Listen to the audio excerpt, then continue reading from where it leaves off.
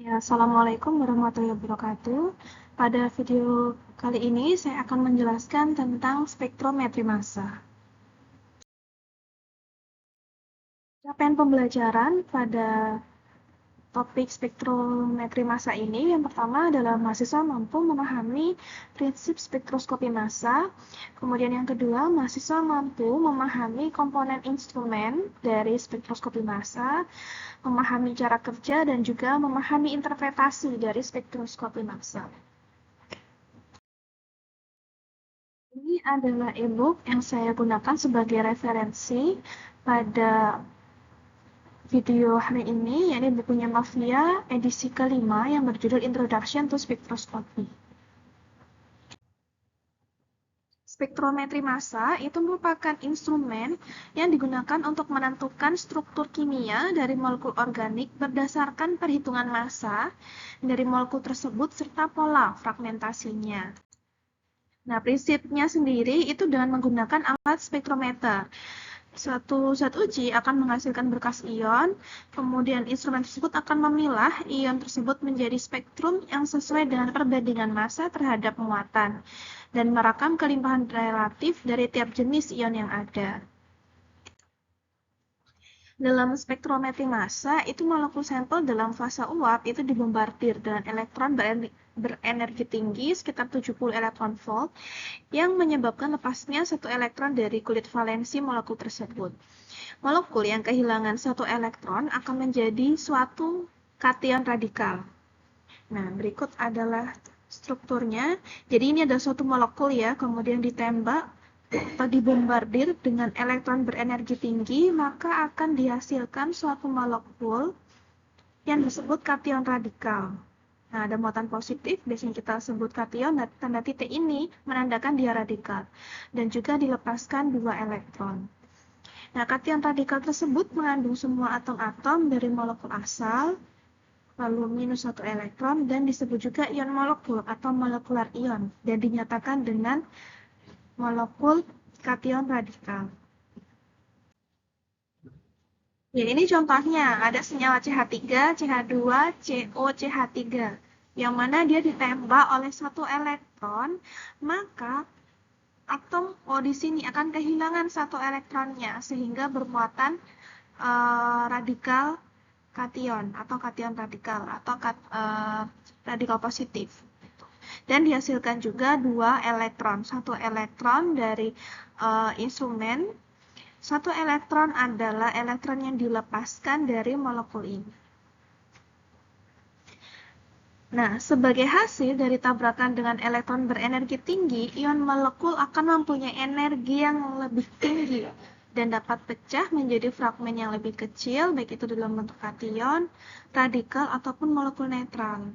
Nah, ini contohnya molekul ion atau ion molekul itu, dia juga akan terpecah lagi menjadi fragmen yang lebih kecil. Nah, bisa bentuknya nanti muatannya positif, bisa juga muatannya radikal. Atau muatannya kation radikal dan juga muatannya netral. Gitu. Prinsip dasar spektrometri massa, ketika ion molekul, ion fragmen, dan ion radikal fragmen dipisahkan menggunakan medan magnet sesuai dengan perbandingan massa permuatannya, M/Z, dan menghasilkan arus listrik atau arus ion pada kolektor atau detektor yang sebanding dengan kelimpahan relatifnya. Nah, fragmen dengan M/Z yang besar akan turun lebih dahulu, diikuti fragmen dengan M/Z yang lebih kecil. Partikel netral yang tak bermuatan yang dihasilkan dalam fragmentasi tidak terdeteksi secara langsung dalam spektrometer massa. Ya, ini adalah skema fragmentasinya ya, seperti yang di slide sebelumnya. Nah, yang terbaca oleh spektrometer massa itu hanya molekul ion ataupun ion molekul yang bermuatan radikal positif atau bermuatan positif. Untuk ion molekul yang bermuatan negatif dan tidak bermuatan itu tidak dapat terdeteksi di spektrometer massa. Jadi hanya ini saja ya, hanya yang bermuatan positif dan radikal positif. Nah, kebanyakan kation yang dihasilkan dalam spektrometer massa itu mempunyai muatan 1, Z-nya sama dengan 1, sehingga M per Z secara langsung menunjukkan massa dari kation tersebut.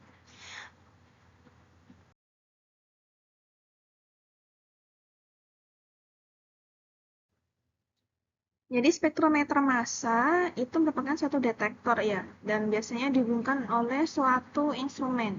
Nah, ini contohnya adalah instrumen GC-MS, yang mana GC ini adalah sistem pemisahannya, kemudian MS ini adalah detektornya. Gitu. Selain itu juga MS di sini juga dihubungkan dengan LC. Ada yang menghubungkan dengan LC, terus disebut dengan LC-MS. Bahkan ada juga instrumentasi LC-MS tandem MS, berarti dari instrumen MS lainnya kemudian ditandemkan, dihubungkan dengan MS satunya. Jadi ada 2 MS di situ.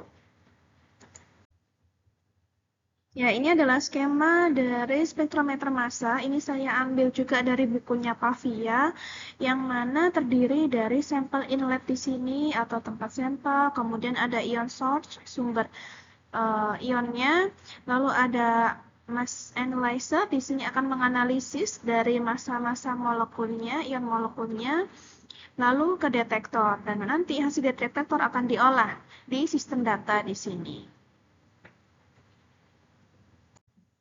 Ya, jadi di dalam spektrometer massa itu ada beberapa bagian. Ada yang disebut bagian ionisasi, yakni terjadinya ionisasi dari suatu molekul. Lalu ada akselerasi, yang mana ion molekul itu diberi penambahan kecepatan, sehingga nanti lebih cepat melewati kolomnya. Lalu ada tahap deflection di sini. Nah, tahap deflection di sini ada tahap pembelokan, yang mana nanti molekul yang lebih ringan itu akan lebih berbelok itu dibandingkan dengan molekul yang lebih berat. Lalu juga ada bagian detection, yang mana dia akan mendeteksi ion-ion molekul radikal positif dan juga muatan positif.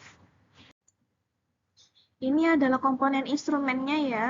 Dari seperti skema sebelumnya, di sini ada probe, lalu di sini ada wadah sampel, yang mana nanti sampel ion-ion dalam molekul tersebut akan dikenai elektron. Nah, di sini ada elektron beam.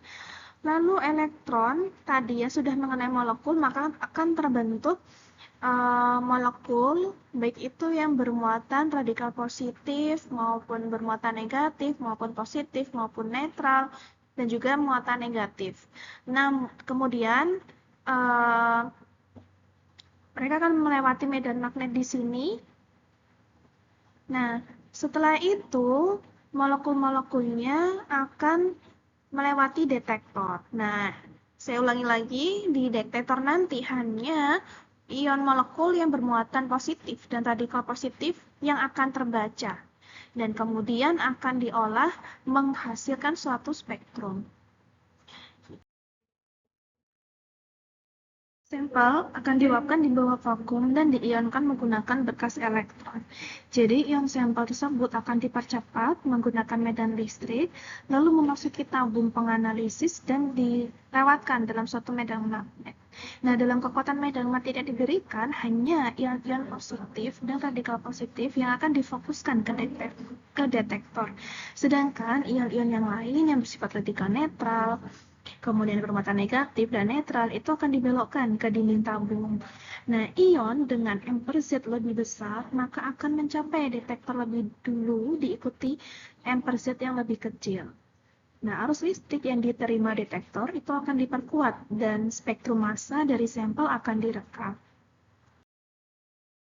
Yang berikutnya, saya akan menampilkan sebuah video yang saya ambil dari YouTube. Saya juga sudah menyatakan ya, link videonya bisa diamati bagaimana susunan instrumen spektrometer massa dan bagaimana nanti hasil analisisnya.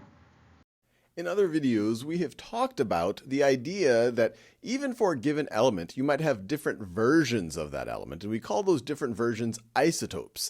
And each isotope of an element can have a different atomic mass. And that stems from the idea that if it's a given element, it's going to have the same number of protons, but you could have a different number of neutrons.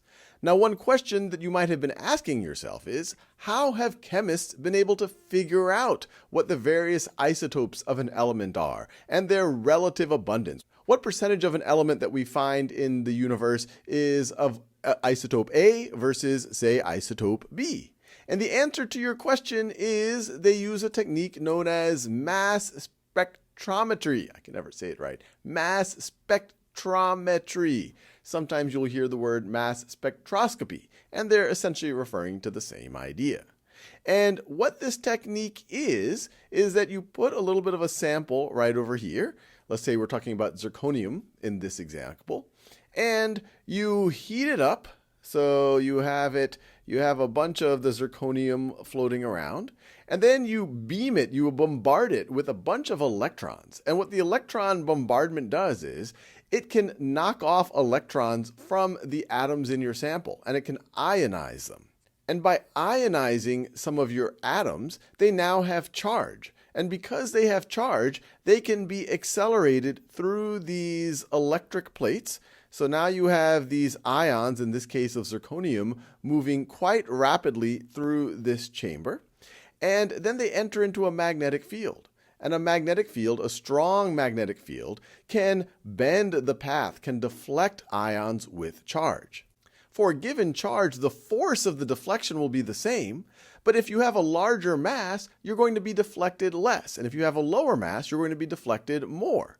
And so what you see here are the different isotopes being deflected different amounts as they go through the magnetic field. And then you have the detector, and at different points of the detector, you will detect each of these isotopes. And the more ions that hit a certain part of the detector, that means that, hey, I have more of that type of isotope in nature.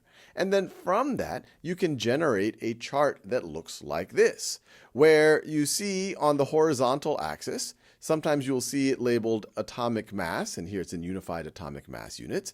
And you can see when you put the zirconium through the mass spectrometer like this, you get a little bit that has a mass number of 96. You have a little bit more that gets a mass number of 94, 92, 91. And most of the zirconium, over 50%, has a mass number of 90. Now, in other cases, you won't see it just in terms of atomic mass, given in unified atomic mass units. Sometimes in this horizontal axis, they'll give it in terms of mass to charge ratio, where mass is the mass, but then charge is essentially the charge of the ions. Now, in a case where your charge is 1, for example, if you knock one electron off of the atoms and you have a +1 charge, well, then the mass to charge ratio would be the same thing as atomic mass, measured in unified atomic mass units. If your ions have a different charge, well, then you would have to make the appropriate adjustment. But in an introductory chemistry class, most of the time you will get things in terms of just straight up atomic mass. If you happen to get something in terms of mass to charge, just make sure that if the charge is, say, +2, that you make the appropriate adjustment for the masses. But this right over here will tell you the various isotopes, and it will tell you its abundance. And it all comes from this process of ionizing those atoms, speeding them up, deflecting them through a magnetic field, and the ions that have a higher mass to charge ratio will be deflected less, and the ions that have a lower mass to charge ratio will be deflected more, and you can use that information to make a graph like this. Jadi dalam spektrometer massa itu ada beberapa ya cara untuk memproduksi ion. Ada yang disebut electron impact atau EI, kemudian ada chemical ionization, ada field ionization, field desorption, plasma desorption, laser desorption, fast atom bombardment, dan electrospray ionization. Nah, pada electron impact mass spectrometer, pada pola ionisasi sampel ini dengan berkas elektron berenergi tinggi atau elektron bombardment. Nah, karena energinya tinggi, maka fragmentasinya banyak dan kelimpahan molekul bermuatan radikal positifnya relatif kecil. Intensitas puncak ion molekulnya kecil, bahkan sering tak nampak, sehingga kadang menyulitkan untuk interpretasi spektra. Ya, berikut adalah contoh electron ionization chamber ya. Di sini ada beberapa bagian. Di sini ada suatu jalur ya, tempat sistem sampel, tempat sampel itu masuk, kemudian ada regular plate, ada electron beam, ada pompa di sini, nah ada filamen, nanti filamen ini akan dikenai suatu energi sehingga nanti akan dihasilkan elektron, yang mana elektron nanti akan mengenai suatu molekul sehingga akan bermuatan. Nah, di sini ada tahapan accelerating plates yang mana dia akan mempercepat pergerakan dari molekul itu. Lalu ada celah yang akan memfokuskan molekul itu untuk masuk ke magnetic field, ke medan magnet. Yang berikutnya adalah video yang menjelaskan tentang salah satu proses ionisasi. Silakan bisa dipelajari videonya.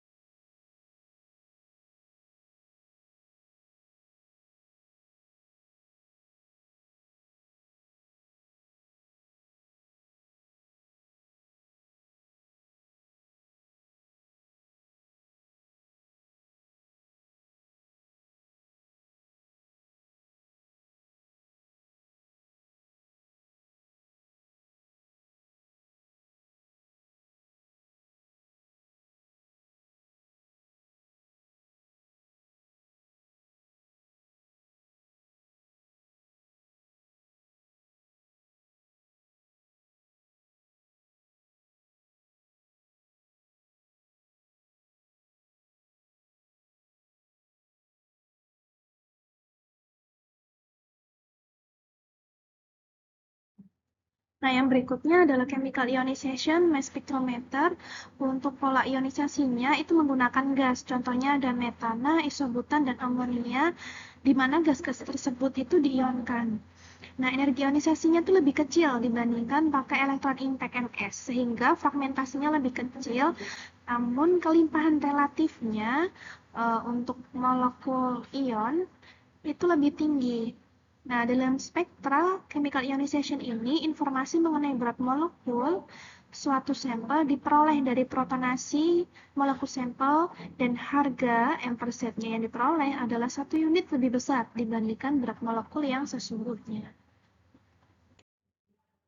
Ini merupakan skemanya ya dari ionisasi, chemical ionization. Jadi tahap pertamanya ada suatu reagen yang mana dia dikenai elektron, maka dia akan membentuk suatu ion molekul di sini dan dihasilkan 2 elektron. Nah, ion molekul tersebut akan bereaksi dengan suatu reagen hidrogen di sini, dan akan menghasilkan suatu ion reagen hidrogen dan muatan positif, dan akan menghasilkan suatu reagen radikal. Berikutnya, reagen hidrogen yang bermuatan positif ini akan bereaksi dengan sampel dan akan dihasilkan sampel yang berikatan dengan hidrogen, sehingga massa molekulnya nambah ya, karena dia berikatan dengan satu hidrogen bermuatan positif dan dihasilkan suatu reagen yang bermuatan netral. Sehingga pada chemical ionization ini berat molekulnya, misalkan aslinya molekul itu masanya 20 ya, tapi nanti yang muncul adalah 21 karena ada penambahan dari ion hidrogen di sini. Ini ada beberapa contoh reagen gas yang digunakan pada chemical ionization ya. Ada reagen gasnya H2, proton afinitasnya 101 kilokalori per mol, dan ion reagennya adalah H3+. Nanti analit ionnya akan berbentuk M ditambah H+ di sini. Di sini ada CH4, reagen ionnya CH5+ atau C2H5+. Nah, untuk analit ionnya bisa muncul dalam bentuk M ditambah hidrogen plus ataupun M ditambah C2H5+. Nah, ini ada beberapa contoh ya yang bisa digunakan pada chemical ionization. Nah, untuk FABMS atau Fast Atom Bombardment Mass Spectrometer, itu pola ionisasinya menggunakan fast atom. Misalnya apa? Ada helium, neon, argon. Nah, biasanya sampel dilarutkan dulu dalam suatu matriks.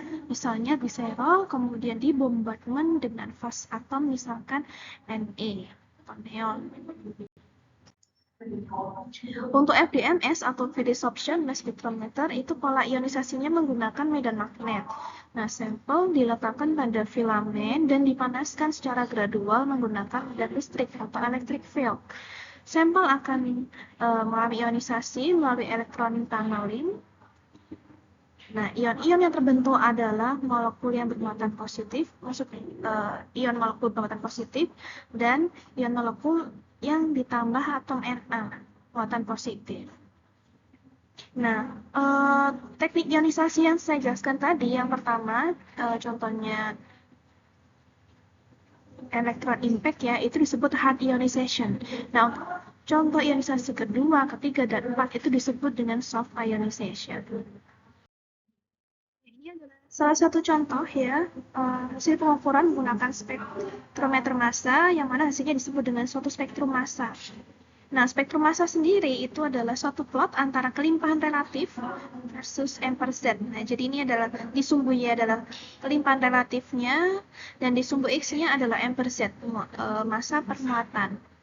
Nah, di sini ada yang namanya base peak, lalu ada ion molekul di sini. Nah, dalam suatu spektrum dari spektrum massa, itu ada istilah base peak, molekular ion peak, dan molekular ion isotopik. Yang mana base peak ini merupakan puncak yang paling tinggi dan diberi nilai intensitas sebesar 100%. Dan base peak ini biasanya muncul dari suatu fragmen ion molekul yang dia lebih stabil, sehingga dia tidak mudah untuk terfragmentasikan lagi. Lalu ada puncak dari ion molekul. Di sini juga disebut sebagai parent peak atau puncak induknya. Atau misalkan ada suatu senyawa metana ya. Nah, nanti berarti puncak induknya ya adalah puncak induk dari ion molekul metana. Seperti itu. Lalu ada molekular ion isotopik atau puncak ion molekul isotop yang akan dijelaskan di slide berikutnya. Nah, kelimpahan fragmen sendiri itu tergantung pada kesetimbangan antara kecepatan pembentukan dan dekomposisinya. Fragmen yang melimpah terbentuk dengan mudah dan mempunyai tendensi yang lebih rendah untuk terfragmentasi lebih lanjut atau relatif stabil. Nah, fragmen yang paling melimpah itu dinyatakan mempunyai kelimpahan relatif atau relatif abundansinya 100%. Yang disebut dengan base peak, seperti di slide sebelumnya ya. Nah, kelimpahan fragmen-fragmen yang lain itu dinyatakan relatif terhadap base peak yang tadi.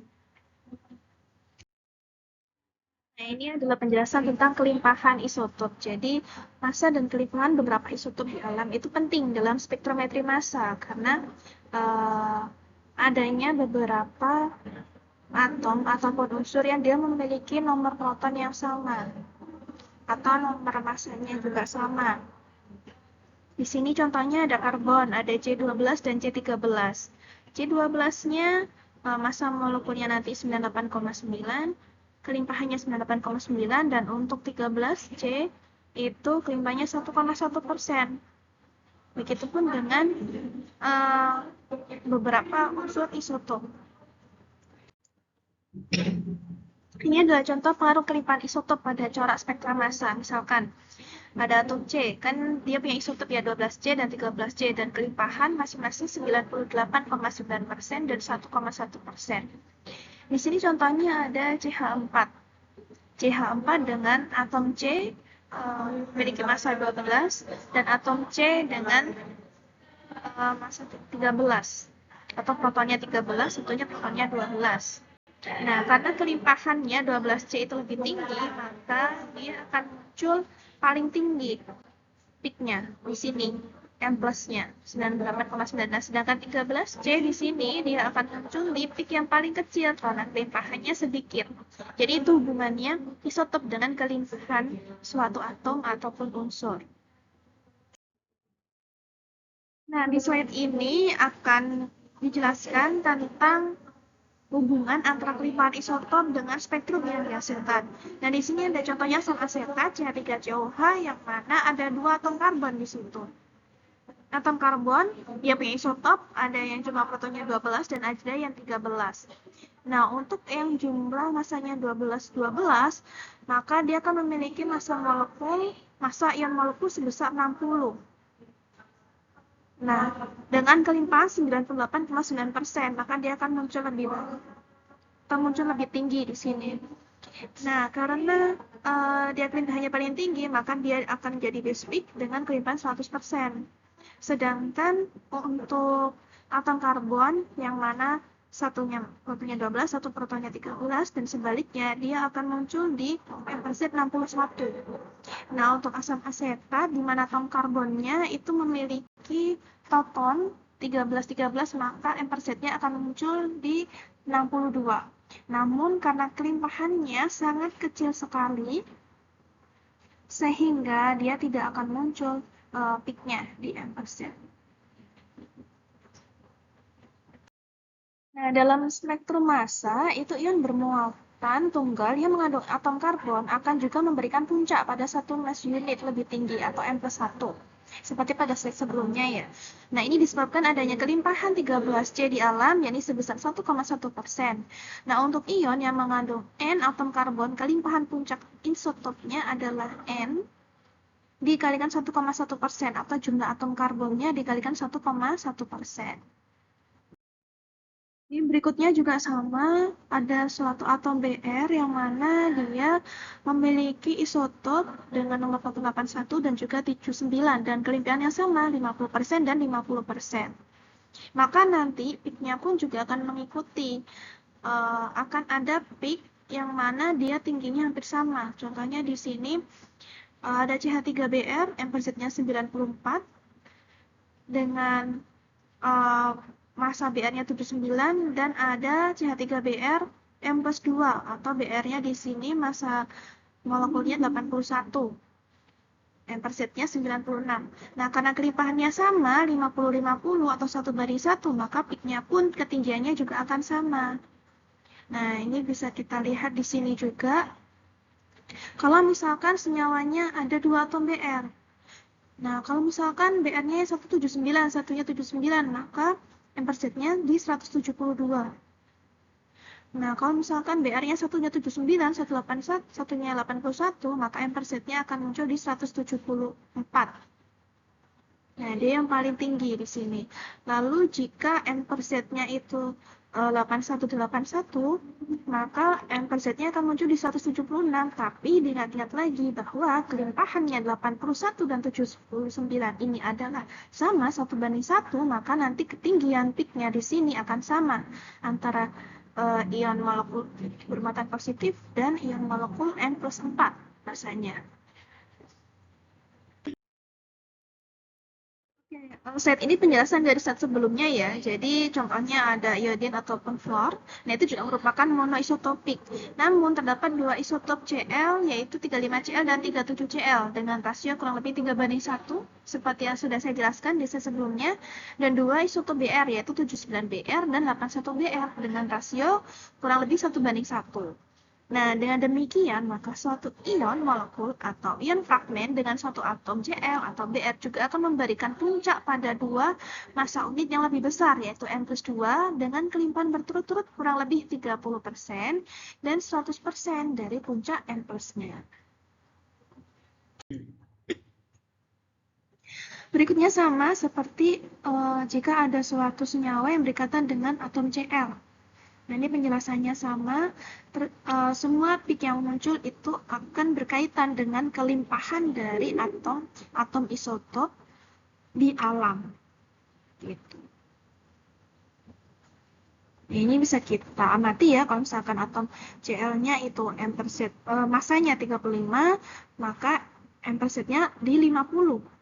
Nah, untuk yang Cl, ketika masanya 37, maka M/Z-nya 52. Karena perbandingan 35 dan 37 ini 3:1, maka ketinggiannya pun juga akan sama 3:1.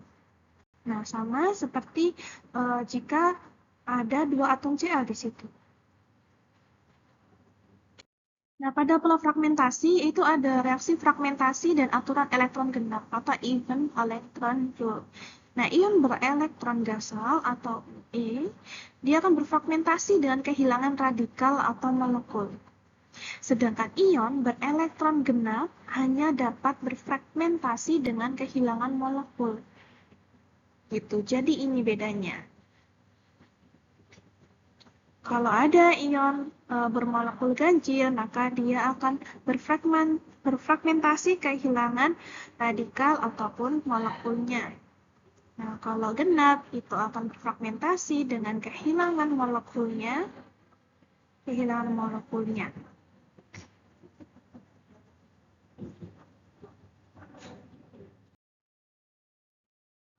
Kadang karena energi yang berlebih pada suatu instrumen, maka ion molekul akan mengalami fragmentasi atau disebut juga terjadi pemutusan ikatan. Nah, cara pemutusan ikatan ini dapat digolongkan jadi dua. Ada yang homolisis atau homolitik dan juga heterolitik atau heterolisis. Apa itu bedanya? Nah, kalau homolisis itu jika ada pergeseran satu elektron. Nah, atau terjadi pemutusan satu elektron di sini. Atau kehilangan satu elektron di sini. Nah, ini dia dilambangkan atau disimbolkan dengan tanda pancing. Jadi ada satu elektron yang dibawa atom B, ada satu elektron yang dibawa atau ditarik oleh atom A. Ini disebut sebagai homolitik. Nah, untuk heterolitik di sini artinya dua elektron di sini diambil semuanya oleh atom B. Nah, ditandai dengan dua anak panah. Nah, kalau homolitik menghasilkan molekul bermuatan positif dan juga radikal.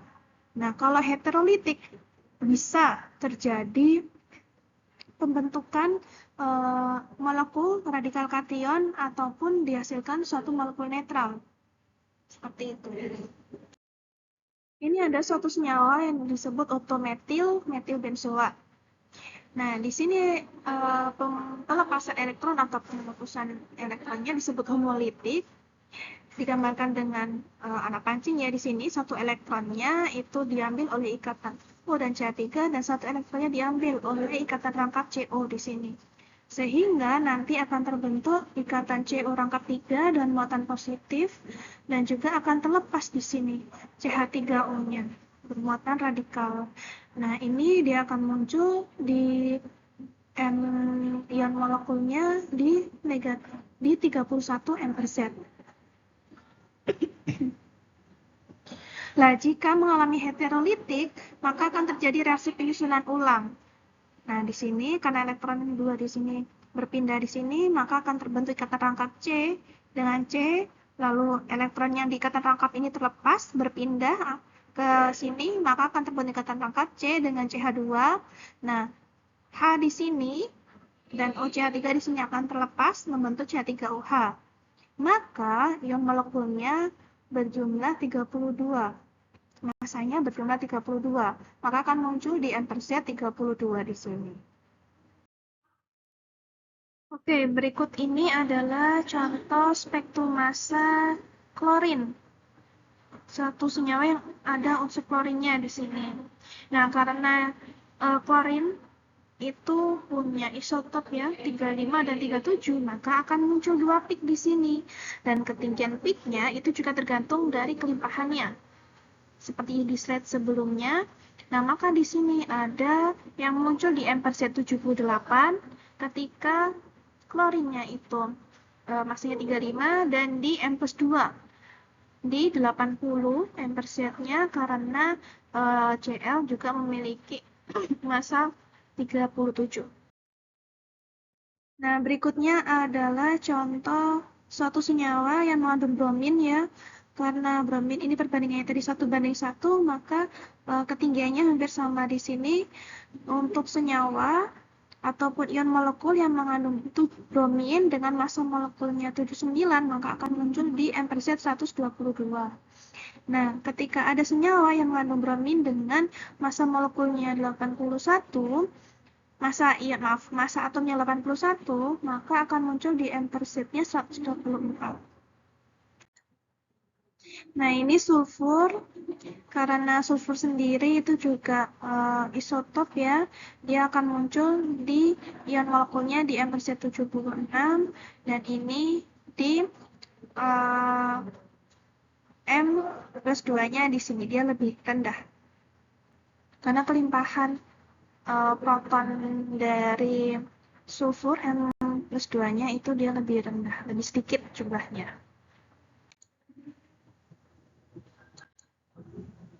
Nah, ini contohnya spektrum massa dari elektron ionisasi dari satu senyawa toluen.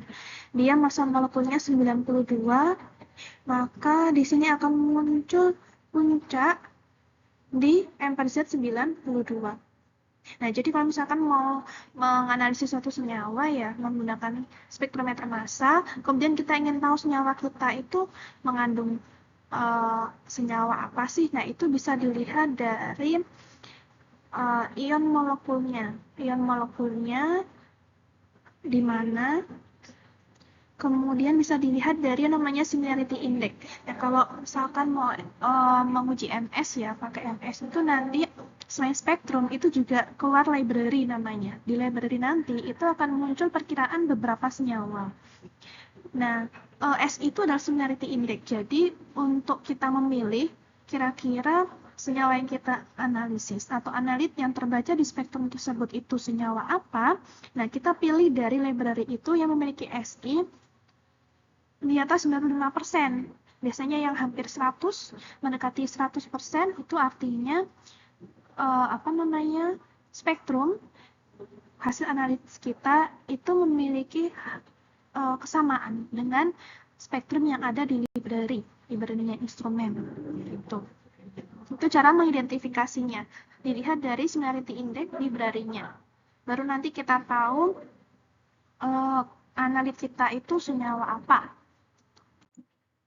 Nah, sekian video terkait spektrometer massa. Semoga apa yang saya sampaikan bisa bermanfaat untuk semuanya. Selamat sore dan wassalamualaikum warahmatullahi wabarakatuh.